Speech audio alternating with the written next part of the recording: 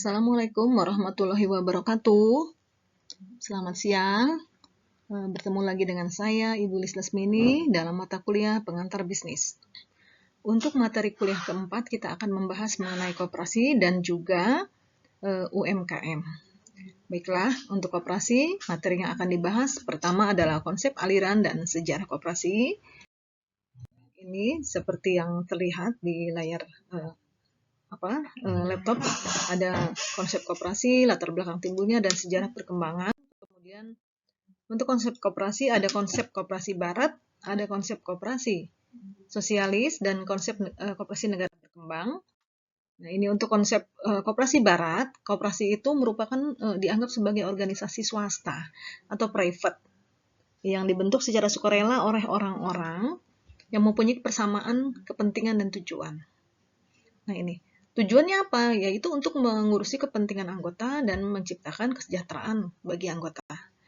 Jadi timbal balik lah, memberikan keuntungan timbal balik bagi anggota maupun bagi koperasi. Nah, apa yang unsur yang positif dari koperasi barat? Yang pertama, masing-masing keinginan individu, katanya anggota dalam hal ini, dapat dipuaskan dengan cara bekerja sama antar sesama anggota. Ya, jadi kerjasama tersebut untuk saling membantu dan saling menguntungkan. Kemudian setiap individu dengan tujuan yang sama dapat bekerja sama untuk mendapatkan keuntungan dengan cara menanggung resiko bersama. Kemudian hasil berupa keuntungan didistribusikan kepada anggota dengan metode yang telah disepakati bersama. Dan keuntungan yang tidak atau belum didistribusikan akan dimasukkan sebagai dana cadangan koperasi.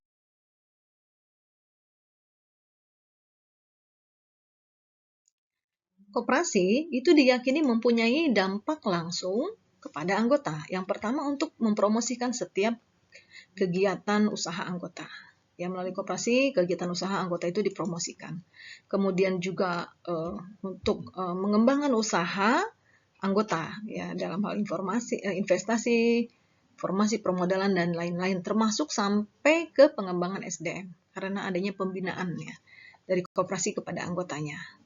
Kemudian ada dampak tidak langsung koperasi terhadap anggota. Yang pertama, pengembangan kondisi sosial ekonomi untuk anggota, ya, mengembangkan inovasi, memberikan distribusi pendapatan yang lebih seimbang, katanya, dengan pemberian harga yang wajar.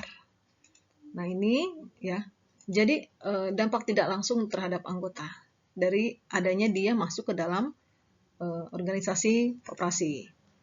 Kemudian konsep koperasi sosialis. Pada koperasi pada negara-negara sosialis, ya, umumnya negara-negara sosialis komunis misalnya, koperasi dikendalikan oleh pemerintah dan dibentuk dengan tujuan merasionalkan produksi. Jadi koperasi itu dibentuk untuk menunjang pembangunan nasional. Nah, menurut koperasi sosialis, koperasi tidak berdiri sendiri, tetapi merupakan unsur atau subsistem dari sosialisme, ya, untuk mencapai tujuan negara.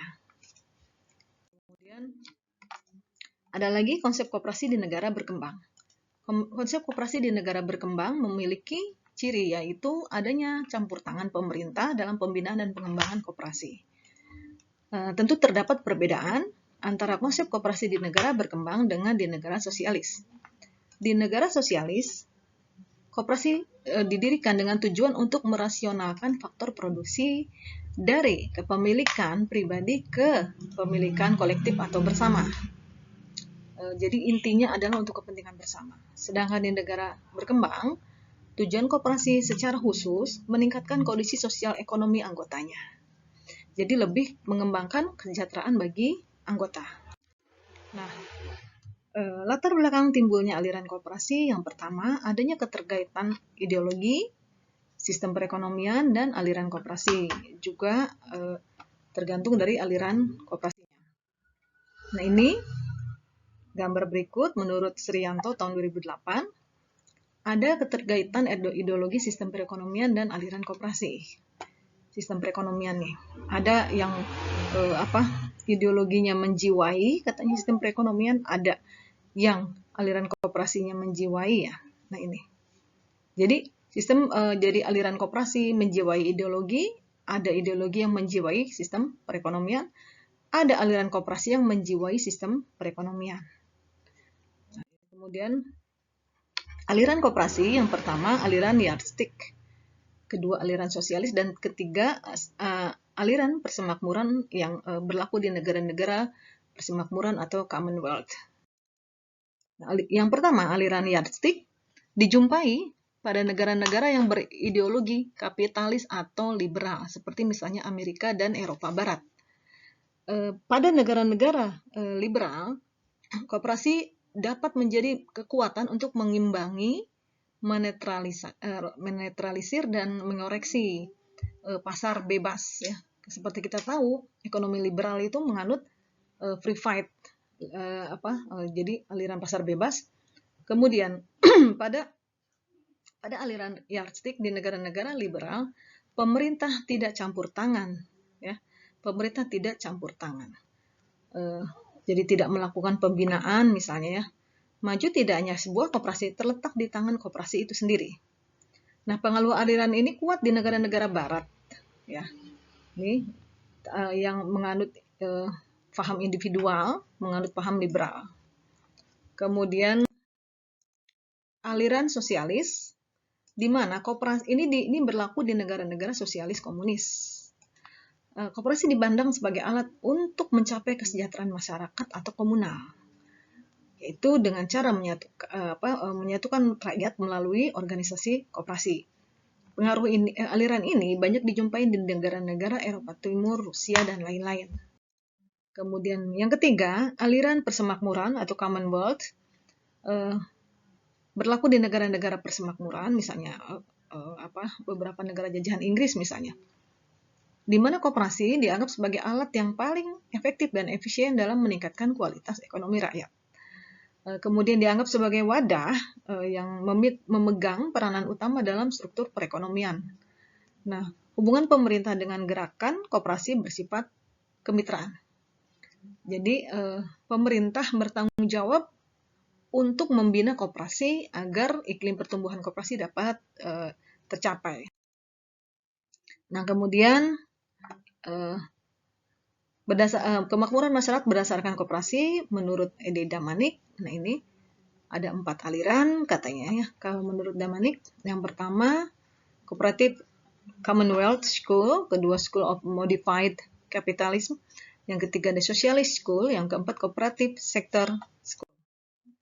Ini yang Cooperative Commonwealth School, aliran ini menginginkan prinsip-prinsip koperasi diberlakukan pada hampir segala macam kegiatan manusia, sehingga koperasi dapat memberikan kekuatan bagi masyarakat.